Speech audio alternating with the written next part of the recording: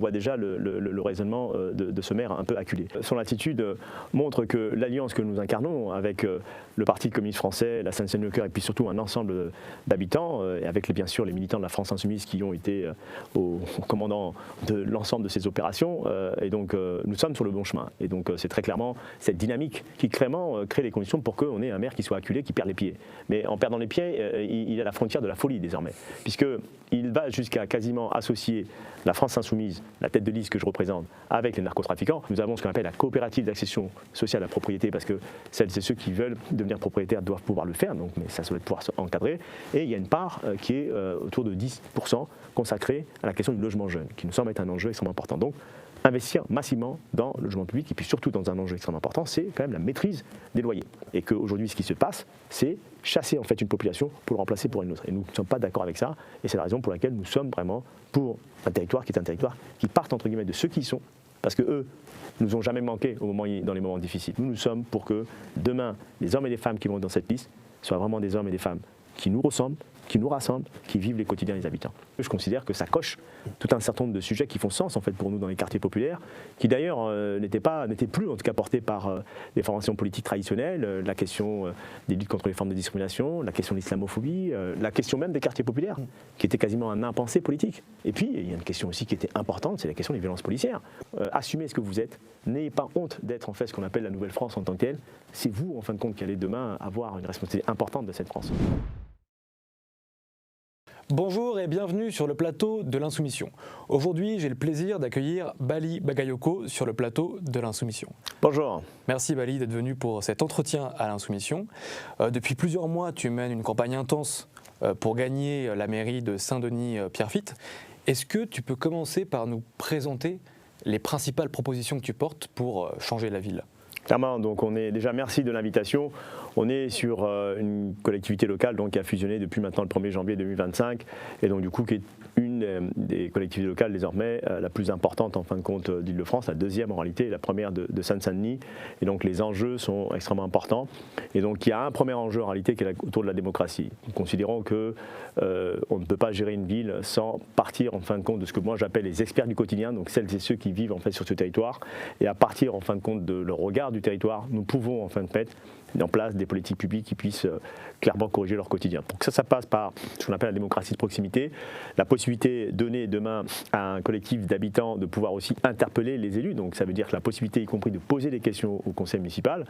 La deuxième chose dans les enjeux de démocratie, c'est à chaque fois que cela, entre guillemets, sera possible, c'est de mettre en place en fin de compte des instances qu'on appelle les conseils de quartier, mais du coup une nouvelle génération, y compris en intégrant la dimension jeune dedans, pour justement faire en sorte que sur chaque quartier de la ville de Saint-Denis et de Pierrefitte, les habitants, jeunes et moins jeunes, puissent bien sûr prendre leurs responsabilités en matière d'implication locale. Ça va aussi pour les seniors, puisqu'il est aujourd'hui dans les propositions l'idée de mettre en place ce qu'on appelle les conseils de seniors, pour permettre aussi à ce que ces seniors puissent aussi prendre part en fait à la dynamique citoyenne qu'il y a de ce quartier et sur ces différentes villes, pour justement faire en sorte, quand je dis différentes villes, c'est Saint-Denis et Pierrefitte. Parce qu'il faut absolument que l'on intègre que les populations de Pierrefitte, qui d'ailleurs n'ont rien demandé à la fusion, ont aussi besoin, dans le cadre des politiques publiques, de pouvoir être traitées, y compris sous l'angle de la démocratie. Ensuite, pardon, allez-y. Je voulais rebondir là-dessus parce que récemment, l'Insoumission s'est rendue à Saint-Denis-Pierrefitte. On a été auprès des habitants mobilisés contre des problèmes de logement. Clairement. Et il a aussi été évoqué la question du référendum, en fait, notamment sur le sujet de la fusion. Clairement, nous demain, en responsabilité, nous créerons les conditions pour que les habitants de Saint-Denis et Pierrefitte puissent en fait prendre position sur une question simple. Voulez-vous être maintenu dans le cadre de la fusion qui a été imposée par Mathieu Hanotin ainsi que Michel Fourcade, ou souhaitez-vous en sortir? Et si la réponse de la population est de dire qu'ils veulent en sortir, alors du coup on enclenchera un processus bien sûr de diffusion qui bien sûr ne se fera pas aussi rapidement, parce qu'il faut respecter aussi un cadre légal, il faut aussi mettre en place un certain nombre de procédures pour pouvoir le faire, mais bien sûr nous prenons l'engagement de pouvoir le faire pour faire en sorte que Pierrefitte, s'il décide de redevenir en fin de compte une ville pleinement souveraine, nous créons les conditions pour que ça puisse devenir une réalité concrète. Et j'ai vu aussi que dans de nombreux meetings, réunions publiques que tu tiens, tu mets un point d'honneur à faire intervenir des jeunes. Tu fais intervenir les jeunes, tu les mets en avant. Tu as cité le fait d'impliquer la jeunesse finalement dans des conseils de quartier.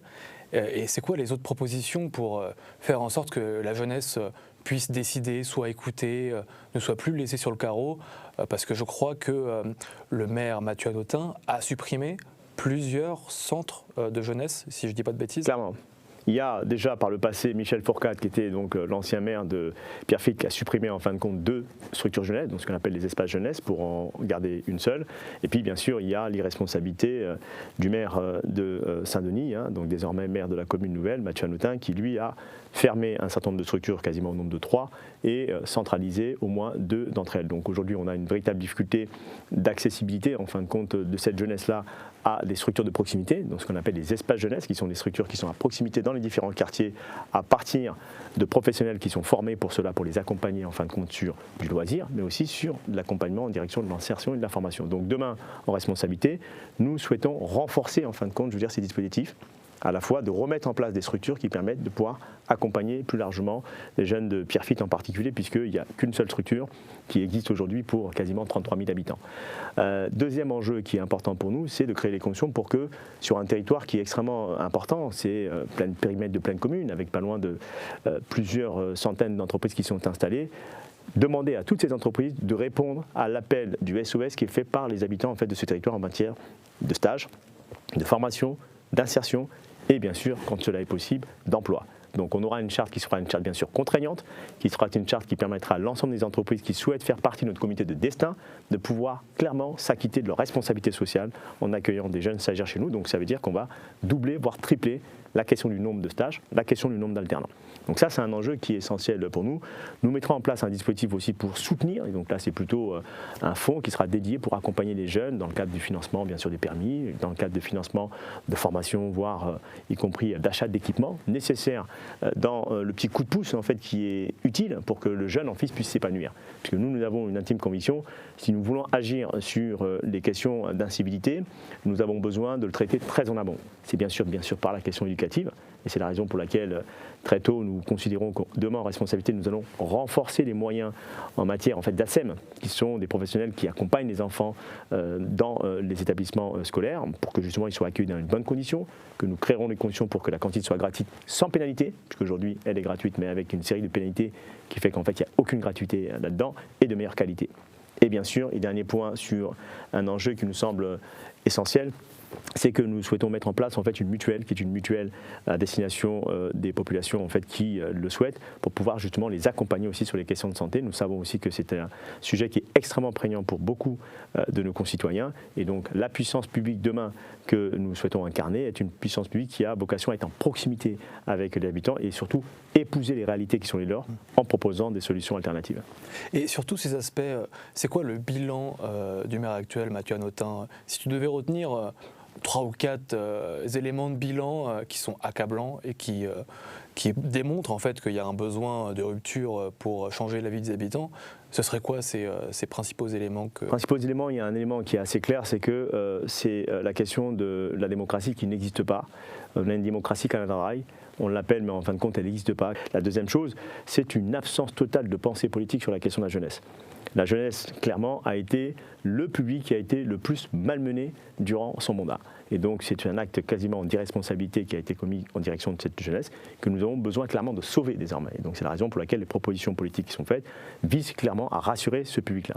Troisième sujet, c'est bien sûr une conception très rétrograde, en fin de compte, d'une ville dense comme Saint-Denis, 150 000 habitants, avec une logique qui consistait à rompre, en fin de compte, les mobilités qui permettaient aux habitants qui sont périphériques de la ville de pouvoir accéder à la centralité. Donc, ce maire a clairement et simplement créé les conditions pour que le droit à la centralité de la ville était purement et simplement annulé pour un certain nombre d'habitants qui sont sur les périphériques de la ville. Donc nous, demain, nous avons vocation à recoudre ce lien qui a été supprimé, notamment avec les lignes de bus qui venaient irriguer le centre-ville. Et ensuite, après, il y a un enjeu extrêmement important sur lequel, en fin de compte, au-delà de la gesticulation communicationnelle qui a été faite, 20 millions d'euros injectés sur les politiques de sécurité pour accoucher d'une souris. Puisque dans les discussions que nous avons pu faire avec un ensemble d'habitants, tout le monde constate le fait que leur sentiment d'insécurité n'a pas évolué. Et pourtant, multiplication quasiment par 4 les moyens financiers, 40% quasiment d'augmentation en matière de vidéoprotection pour un résultat qui est un résultat néant. Et donc, c'est 834 caméras qui ont été installées. Donc, je rappelle quand même que c'est à peu près 30 000 € la caméra. Je préfère réserver quelques centaines de milliers d'euros consacrés au développement des caméras pour les mettre dans l'accompagnement des jeunes. Puisque notre schéma à nous, c'est clairement de dire que si nous voulons agir sur les questions d'incivilité, nous ne sommes pas en train de dire qu'il n'existe pas les questions d'incivilité à Saint-Denis, voire de délinquance, on le sait, donc ça existe. Mais ce n'est pas par une réponse en fait de politique sécuritaire qui vise à mettre 120 policiers, demain 160 policiers surarmés, qui ont des comportements quasiment pour certains de voyous, voire de cow-boys, pas pour tous, pour certains, qui d'ailleurs a été à la fois dénoncé par la LDH, mais aussi par Le Monde. Donc il y a plusieurs articles qui viennent constater en fait ce manquement. Nous préférons clairement considérer que si nous ne voulons pas que les jeunes soient appelés par l'un sur la rue, alors c'est très en amont qu'il nous faut mettre des moyens. Et donc c'est la raison pour laquelle nous avons vocation à ne pas surenchérir dans la production de caméras, mais plutôt réduire le nombre de caméras à ce qui doit être pour être efficace. Et en revanche, la part consacrée au surplus de caméras doit être affectée sur l'accompagnement des jeunes. D'autant qu'on a vu l'échec des dispositifs de vidéosurveillance à Nice et à Nîmes, par exemple, Clairement. où il y a une hausse des infractions, Clairement. malgré la multiplication de la vidéosurveillance. Clairement. Et donc là, c'est 40% de 20 millions d'euros qui ont été affectés exclusivement à la multiplication de vidéosurveillance. Clairement. Et donc on a une masse financière avec une projection qui est autour de 1200 caméras projetées. On est à 834 caméras. Bon, il n'y a aucune réflexion qui est posée sur quelle est l'efficacité de ces caméras. Donc nous, on part du principe que ce n'est pas l'argent, entre guillemets, je veux dire, c'est pas la fondation, entre guillemets, Mathieu Hanotin qui finance ça, c'est les impôts des gens. Donc il faut être un peu sérieux et rigoureux avec l'argent des gens. Et donc par conséquent, 834 caméras existantes. Nous, demain, nous arrivons en responsabilité. Alors on n'a pas de tabou sur la question des caméras. Nous savons que les caméras peuvent être utiles dans le cadre d'investigation, voire dans le cadre de traitement d'un certain nombre de faits de délinquance. Il n'y a pas de difficulté de ce point de vue-là. Mais ça veut dire que derrière, il faut qu'on ait une analyse de l'efficacité de ces caméras. Donc, si les caméras sont efficaces, elles seront maintenues. S'il y a des endroits où les caméras ne sont pas efficaces, elles seront démonter. Voilà, c'est aussi simple que ça. Et l'argent qui sera bien sûr consolidé par ces choix-là permettront de pouvoir mettre le paquet sur la question de l'éducation et le paquet sur la question de la jeunesse. Et récemment, tu parlais donc des sorties presse concernant Mathieu Hanotin. Donc il y a eu ce comportement voilà, avec les cow-boys qui ont été cités dans différents articles de presse. Et il y a aussi une actualité récente. On a vu que Mathieu Hanotin a eu une sortie diffamatoire, on peut le dire, je crois, vis-à-vis de la liste que tu portes. Il a dit qu'il y avait un vote des narcotrafiquants pour la liste que tu portes. Et tu as porté plainte contre Mathieu Hanotin. Est-ce que tu peux revenir sur cette séquence? Est-ce que ça montre une fébrilité finalement de l'homme pour en arriver à de telles sorties injures? Mais finalement, son attitude montre que l'alliance que nous incarnons avec le Parti communiste français, la Seine-Saint-Denis et puis surtout un ensemble d'habitants, et avec bien sûr les militants de la France insoumise qui ont été au commandant de l'ensemble de ces opérations, et donc nous sommes sur le bon chemin. Et donc c'est très clairement cette dynamique qui est une dynamique populaire que chaque jour qui passe voit son ascension en fin de compte dans la ville, qui clairement crée les conditions pour qu'on ait un maire qui soit acculé, qui perde les pieds. Mais en perdant les pieds, il est à la frontière de la folie désormais, puisqu'il va jusqu'à quasiment associer la France insoumise, la tête de liste que je représente, avec les narcotrafiquants, ce qui est accessoirement déjà condamnable. Il insulte d'abord la population dionysienne, d'ailleurs que je pense vraiment qu'il n'apprécie pas, c'est la raison pour laquelle il est enginé par balle, donc en tout cas il a peur, c'est très clair, et en plus, il dit quelque chose qui est beaucoup plus empreint d'accord du discours de l'extrême droite souvent utilisé, qui est de dire, parce que Bali Bagayoko, que chacun peut reconnaître comme étant bien sûr un héritier en fin de compte de ce qu'est la Nouvelle-France, que nous appelons nos neveux, c'est-à-dire quelqu'un en fin de compte qui est héritier de l'immigration, avec tout ce que je suis, c'est-à-dire un père de 4 enfants, marié à une Tunisienne, qui a fait l'ensemble de sa scolarité dans l'école de la République, qui est cadre de développement dans une grande entreprise, donc a priori quelqu'un d'à peu près respectable, entre guillemets, mais non. Il a quand même sa couleur de peau qui est black. Et forcément, la couleur de peau, elle coche avec le narcotrafic. La couleur de peau, elle coche avec la question du dit. Et ça, c'est raciste. Et donc, c'est en ça que nous avons condamné à la fois, je veux dire, ces propos. Nous avons, y compris, été déposé plainte, clairement, parce qu'il n'est pas question, dans une séquence politique aussi sérieuse que celle-ci, que l'on se laisse, entre guillemets, je veux dire, insulter, voire diffamer par des gens, entre guillemets, je veux dire, qui n'ont aucun intérêt pour la ville et qui sont plutôt aujourd'hui dans une situation d'inquiétude profonde. D'accord? Mais moi, je ne suis pas psychologue. D'accord? Et donc, la psychologie, c'est pas de m'insulter. La psychologie, c'est pas de dire que j'ai des accointances avec, bien sûr, les narcotrafics. Donc, c'est très clair pour nous. La campagne, elle sera sur le fond politique. Et tous celles et ceux qui vont franchir la ligne rouge, bien sûr qu'il y a des instruments légaux qui sont là pour ça, et on le rappellera. Et donc on invite vraiment Mathieu Hanotin à se ressaisir, ainsi qu'à l'ensemble de ses équipes. Et surtout, il a un acte qui est un acte de récidiviste. Parce qu'il a posé cet acte en indiquant qu'il a entendu, par la voix de ses équipes de police municipale, qui leur ont rapporté que des jeunes, en fin de compte, auraient dit « mais nous, on va se débarrasser de vous, on va voter pour Bali Bagaïko ». Bon, déjà, ok, très bien. Donc, que font les policiers municipaux, déjà, sur la lutte contre le narcotrafic? Première question, je ne suis pas capable de le dire. Mais si c'est la police municipale qui l'a dit, alors qu'ils nous donnent les noms, pour être plus clair. Donc, on a l'impression qu'il y a un récit qui est monté, mais en réalité, qui est un récit qui relève, entre guillemets, je veux dire, d'une séquence politique particulière où le maire est acculé. Et donc là, il est dans une stratégie d'échappatoire où il faut aller chercher, entre guillemets, je veux dire, un électorat, et c'est ça le plus dangereux. Et finalement, Jordan Bardella a peut-être raison.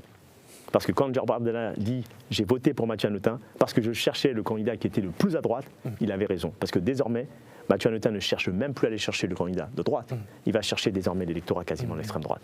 Et là, c'est dramatique. Et c'est la raison pour laquelle, le 15 mars 2026, il doit partir. Et est-ce que c'est la première fois qu'il en vient à des sorties de la sorte? Ou est-ce qu'il y a eu des exemples dans le passé qui étaient Oui, clairement, c'est un récidiviste dans la manière de faire, récidiviste à la fois dans sa manière d'agir en tirant au conseil municipal où il coupe les micros et compagnie, voilà, donc il perd pied systématiquement. La deuxième chose, c'est qu'il nous avait accusé à nouveau, la France Insoumise, d'avoir instrumentalisé les jeunes, puisqu'il y a eu un équipement public qui a brûlé, le 110, qu'on appelle ça, qui avait brûlé, et donc du coup, ils nous ont clairement accusés comme étant à l'initiative, en fin de compte, en direction des jeunes pour avoir atteint en fait ce drame, qui est un équipement public en fait qui a été détruit. On nous a bien sûr à la fois pointé en responsabilité sur le fait que des personnels de la jeunesse, voire des jeunes qui s'étaient mobilisés par rapport aux politiques jeunesse en fin de compte qui étaient complètement absentes et qui étaient en désaccord avec les fermiers des espaces jeunesse, nous avons à nouveau été pointés. Et donc du coup, il y a une nouvelle plainte qui a été déposée en parallèle, qui est le fait que le maire a été, entre guillemets, inquiété par le blog de Saint-Denis, qui était un média indépendant de la France Insoumise, et qui a relayé le fait que chez Charges, semblerait-il, n'aurait pas été payé pour un montant à peu près de 15 000 €. Bon, voilà-t-il que le maire, à nouveau apeuré, à peine qu'il est déjà diffamé sur la question du lien avec les narcotrafics, le voilà reparti, vagabondé, à nouveau à nous diffamer en disant « c'est encore un coup de la France Insoumise ». Donc, dépôt de plainte. Voilà, donc on est vraiment dans une situation où le maire est complètement acculé, il perd complètement pied.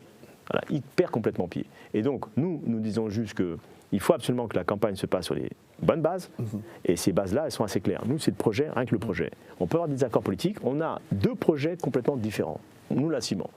Mais il n'est pas question de laisser prospérer ni des insinuations, ni des insultes, et ni des amalgames. Voilà. Et finalement, tu l'as dit, c'est aussi un moyen pour lui de ne pas aller sur le fond, qui est, à mon avis, une faiblesse dans la mesure où son programme, quel est-il? Quelles sont ses propositions? Et surtout, il souffre d'un bilan, comme tu l'as rappelé, qui est déplorable. D'où cette stratégie, finalement, d'aller dans l'insulte, dans la calomnie. Et puis l'idée de dire qu'en fin de compte, je renonce désormais, ce qu'il n'a jamais été réellement, sur la ligne de gauche. Parce que j'ai envie de dire que la même attitude que Mathieu Hanotin a à l'échelle locale, c'est la même attitude, malheureusement, que le Parti Socialiste a au niveau national. Et la même attitude que l'extrême droite agit en direction de la France Insoumise au niveau national, malheureusement, c'est Mathieu Hanotin à l'échelle locale qui fait ce travail-là. Et donc, c'est quelqu'un qui s'éloigne jour après jour, mois après mois, en fin de compte, de la ligne de gauche, dont il n'est plus que l'ombre. Et donc, nous, c'est la raison pour laquelle nous disons, c'est plus un sujet pour nous.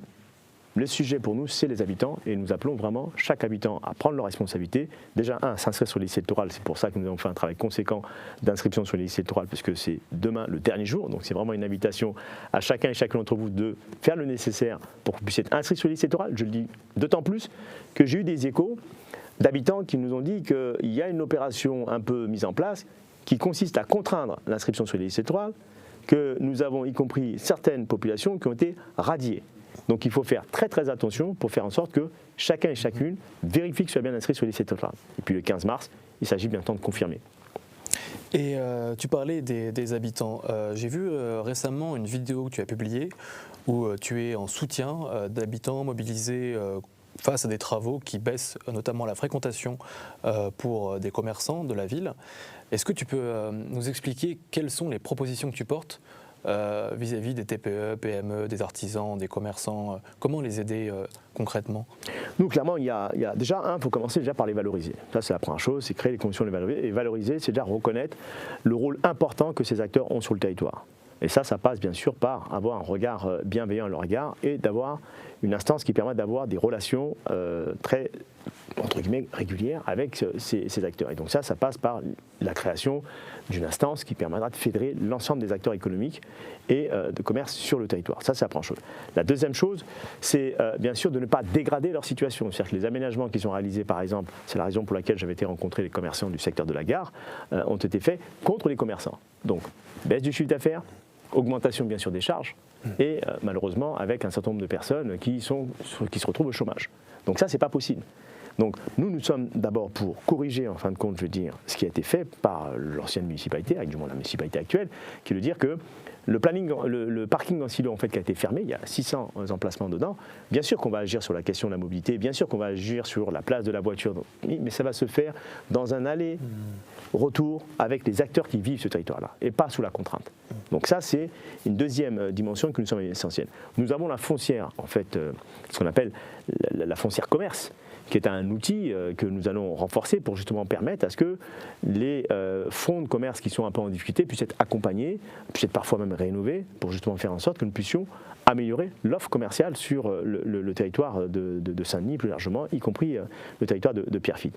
On a une autre dimension qui nous semble essentielle, c'est la question de lutter contre la gentrification, parce qu'en réalité, le mécanisme de gentrification qui est mis en place, il vise bien sûr à profiter de parfois l'insalubrité qui existe sur nos territoires et lui opposer des investisseurs qui viennent en masse, qui investissent bien sûr de l'argent, parfois beaucoup, et qui du coup, parce qu'ils ont parfois investi beaucoup en ayant parfois acquis un bien à des montants qui sont des montants quand même relativement raisonnables, du coup ils spéculent pour certains, et surtout ils sortent des coûts au mètre carré qui sont excessifs pour nos habitants.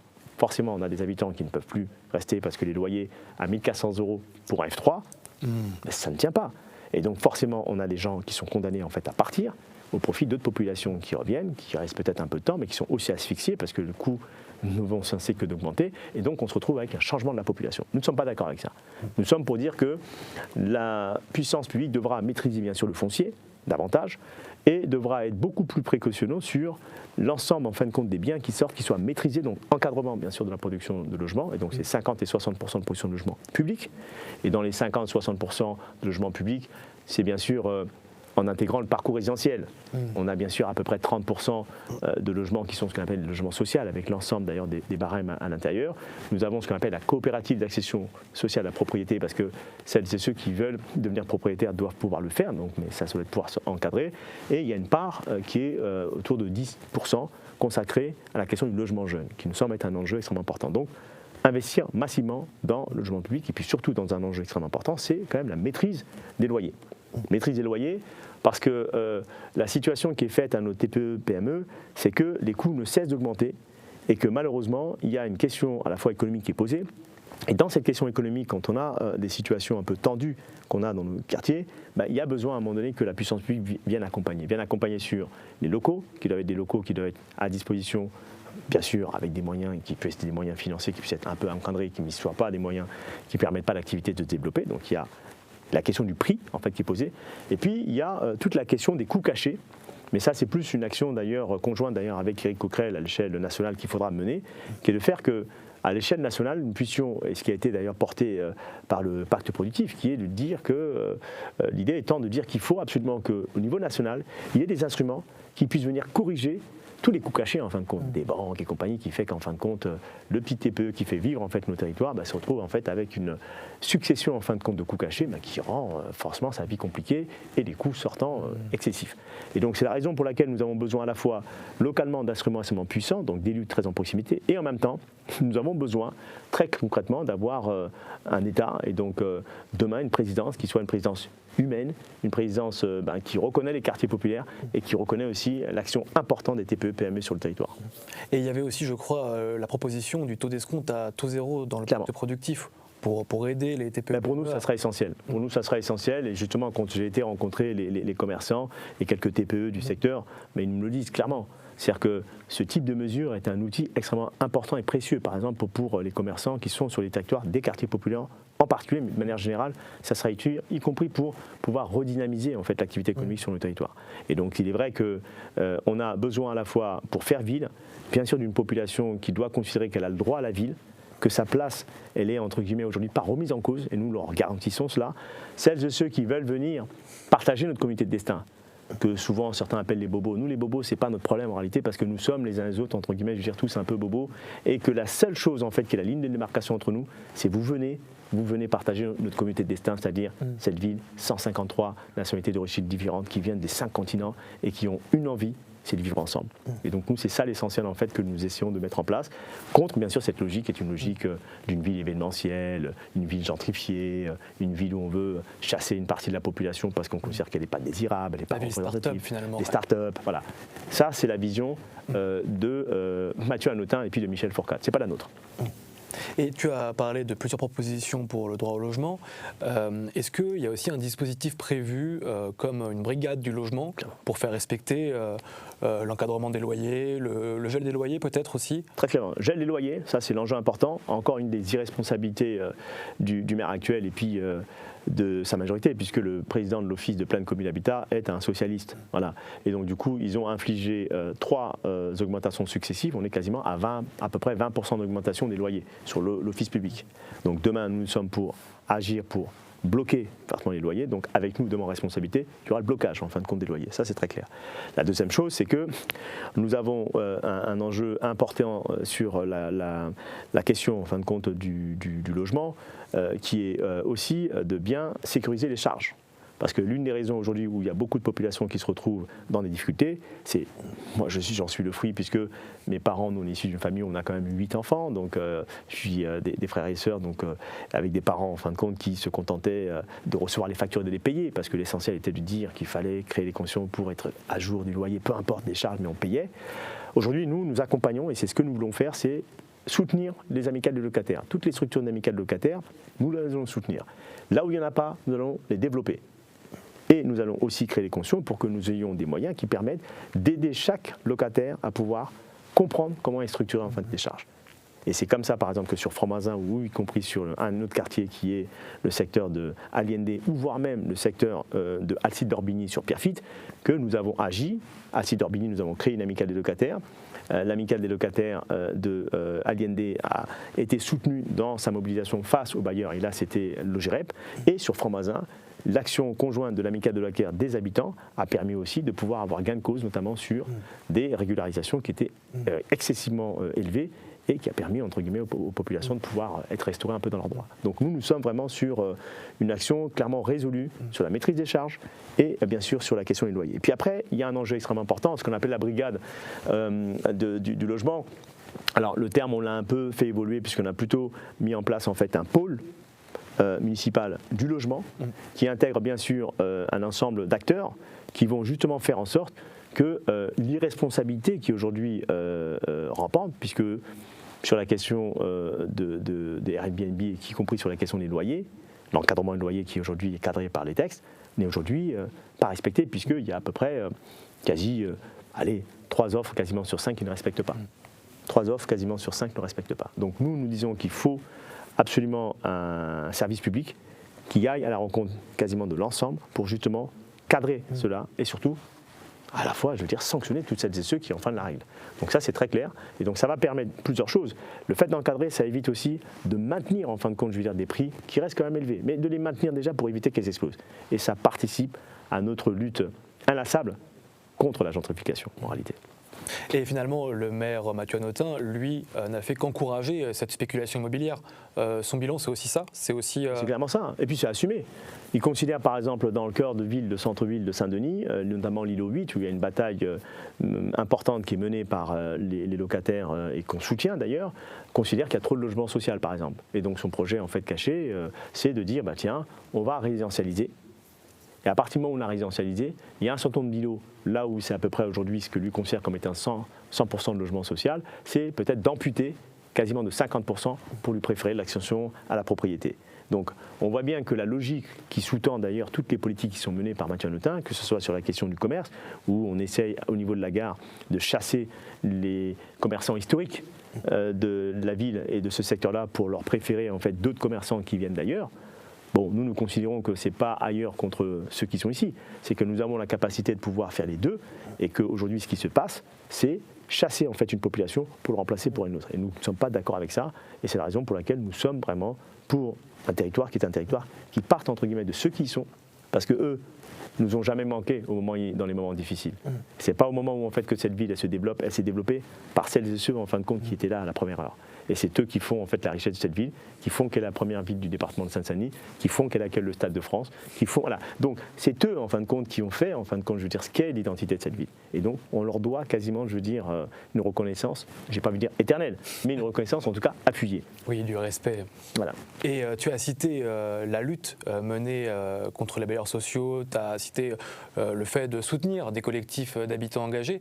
Donc en fait, ça signifie que depuis des années, en fait, il y a une structure militante qui existe, qui aide concrètement les habitants dans ce type d'action face aux bailleurs. Clairement. Donc, clairement, c'est-à-dire que, et là c'est plutôt, je vais faire vraiment un clin d'œil aux militants insoumis, ils ne sont pas seuls, mais il faut un travail conséquent depuis des années en fin de compte, d'être ce qu'on appelle nous l'opposition populaire. C'est-à-dire que l'opposition populaire c'est dans la masse avec les gens au quotidien, de vivre leur quotidien, d'être avec eux dans les moments difficiles comme les deuils, mais aussi dans les moments de lutte. Et il est vrai que ce soit Django ou d'autres font ce travail conséquent depuis des années et on continue avec les insoumis à le faire. Sur notre chemin, on rencontre bien sûr d'autres acteurs associatifs qui sont là, des locataires. Et donc l'idée, c'est de dire qu'en fin de compte, gérer une ville, c'est pas être gestionnaire. C'est gérer une ville, c'est vraiment épouser les réalités concrètes des gens et être à côté d'eux. Moi, j'ai aucun souvenir d'un maire, de l'actuel maire, d'être à côté, par exemple, de locataires sur les bailleurs qui sont déviants. Je ne connais pas. J'ai pas souvenir d'une action du maire visant des bailleurs privés qui se comportent en voyous. Je ne connais pas. J'ai pas souvenir d'un maire dans un bus ou y compris dans des mobilisations contre l'éducation nationale quand elle ne met pas les moyens nécessaires pour nos enfants dans les écoles. Non, nous sommes pour que demain, les hommes et les femmes qui vont dans cette liste soient vraiment des hommes et des femmes qui nous ressemblent, qui nous rassemblent, qui vivent les quotidiens des habitants. Et ce sont avant tout des militants qui sont capables à la fois d'être en responsabilité pour gérer les réalités concrètes que vivent les gens, mais qui sont aussi des gens qui vivent le quotidien. Donc ils sauront de quoi ils parlent. Et comment se passe la campagne ? La campagne se passe très bien, elle est joyeuse, elle est dynamique, elle est structurée et je trouve que ça se voit et elle donne envie aux gens. C'est-à-dire que chaque jour qui passe, on a des témoignages importants, on a des gens qui nous rejoignent, donc il y a une vraie dynamique de campagne et cette vraie dynamique de campagne, on la doit clairement, je veux dire, aux militants qui font ce travail conséquent. On le doit aussi bien sûr à tous les citoyens et citoyennes qui ont bien observé que dans le paysage politique aujourd'hui, le chemin de l'espoir, il ne se situe pas du côté de Mathieu Hanotin, mais plus du côté de ce que Bali Bagayoko et d'autres peuvent incarner, et que surtout, la seule question en fait, qu'ils auront à trancher, c'est pour ça que le 15 mars est un enjeu extrêmement important, c'est de faire en sorte que nous puissions être en capacité de pouvoir non seulement mettre des personnes demain en responsabilité, mais c'est pas tant ça, parce qu'il faut à la fois des gens qui sont en capacité d'assumer des responsabilités, parce qu'il en faut bien des gens qui prennent des responsabilités pour pouvoir porter à un moment donné le destin d'une population, mais ce destin en fait c'est un portage collectif. Il faut que les habitants restent intransigeants, il faut que les habitants restent sous forme de contrôle de ce qui se passe en fait de l'action publique, il faut que les habitants considèrent qu'ils ont une part aussi de responsabilité dans l'action collective. Et ce n'est pas par délégation, ce n'est pas on donne des responsabilités, on attend et puis on voit dans 6 ans ou 7 ans. Non. Et nous avons besoin des deux.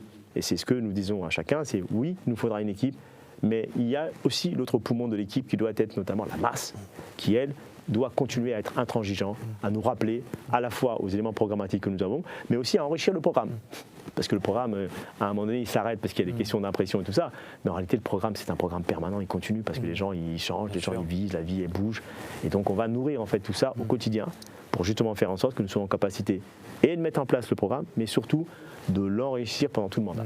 Et aussi garder le cap, parce que finalement, avoir la masse, c'est une forme de contre-pouvoir pour ne pas devenir des élus gestionnaires, même si évidemment, le fait est que là, le collectif organisé, comme c'est le cas partout en France, c'est des collectifs militants, proches des luttes, mais c'est bien d'avoir c'est vrai que ce lien que tu cites entre la masse, les luttes, et finalement le groupe élu et la mairie. Mais c'est très clair, parce que c'est très clair, moi, mon histoire politique, c'est-à-dire que moi, j'ai jamais été dans des formations politiques. J'ai démarré peut-être dans les années 2001, plutôt avec des majorités qui étaient communistes, mais j'ai jamais été encarté au sein du Parti communiste français. J'ai toujours été ce qu'on appelle la société civile, plutôt issu du milieu sportif.